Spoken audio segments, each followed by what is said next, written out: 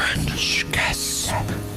Façade had struck a deal with colors behind shadows. No one was coming to save them. Façade would provide Galler with children, and Galler to Façade would provide his armies. A tremendous deal, a deal as ancient as creed.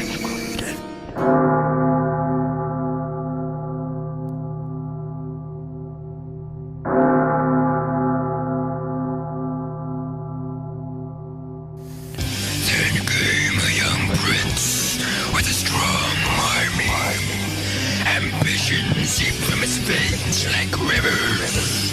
This prince was cunning, for he knew the ways of the prideful and vain.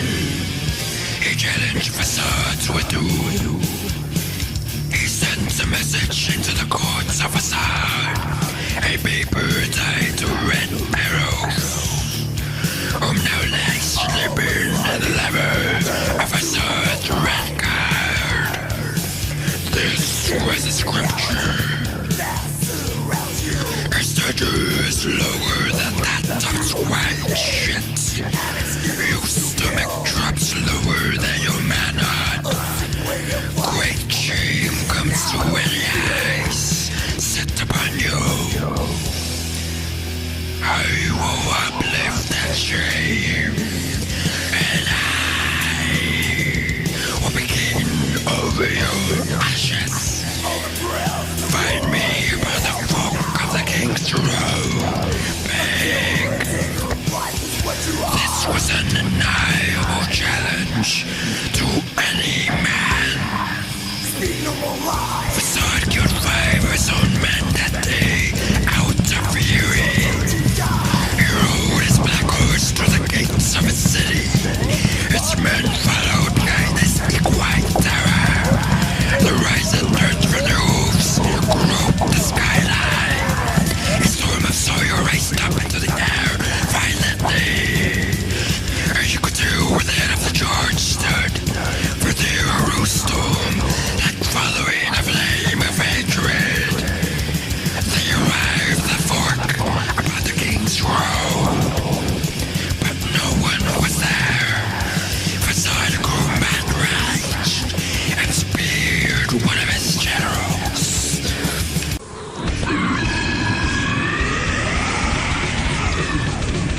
A great ring of fire rips ablaze, and it closes the riders of time. Archers raise for the bush, and they waste with their arrows. The ring of fire spewed red. Horsemen and terror, uncertain in time of life. And Façade and us, been chilled by fear. And so we raised the time of flame, and broke down the ring of equine death angels.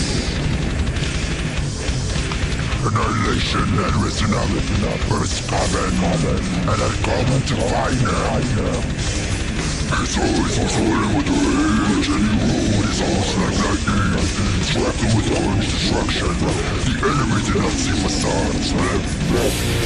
He lasted to kill many before death came to grow him, but the iron gates of the city were barred. The prince had laid a distraction, and so had swept when Façade flew after enraged storm. The young prince came out to front the Tyrant king, with the people of France behind him. You cowardice has come to end you, Façade. But Façade growled a fire of battle, and old like an ass towards the prince. Façade raised the sword towards the heavens, and rained it down to hell. The prince 4 steps I pass, and thus avoided the cold steel of death. Façade pushed him with the shoulder and gained ground. He then slashed upwards while picking up earth. The prince narrowly flinched and slashed through the rising cloud of dirt. Façade met his blade, and they began began to drum their steel. They were boiling alive in the heats of their armor, and this infuriated them. Façade raised his heavy blade this time.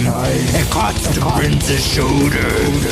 Knowing he must end this quickly, the prince swung heavily left, but Façade stopped swiftly.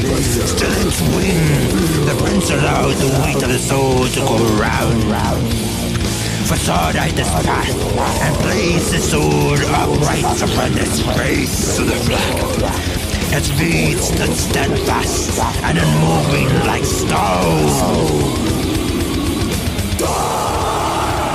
Like a comet, the prince ran right the weight of his blade, and like a lion's fang on flesh. The prince broke the blade of the tyrant and took his hand with it. With half a sword and a missing head, Façade's body collapsed like a bird ravaging. His armor was removed, and all there was the husk of a feeble old man. His armor had made him look greater than he was, for greed and rage had blinded him like a serpentious boar. A coward who had been empowered by the means of destruction. The peony stood behind the prince, silent. There was no cheering. They asked, what if the prince was worse than Façade? And they were correct. The prince was Façade's bastard son. How the royalty was connected, you see. The embarrassing greed of the house of Façade ran deep and shallow through the veins of history. His brutes scrambled everywhere under the eye, like lowly cockroaches, lizards, and half-rodents. But this time, the roach was crushed. And the people of France bore courage like pike, and they impaled the swine of sword high above the Judas tree.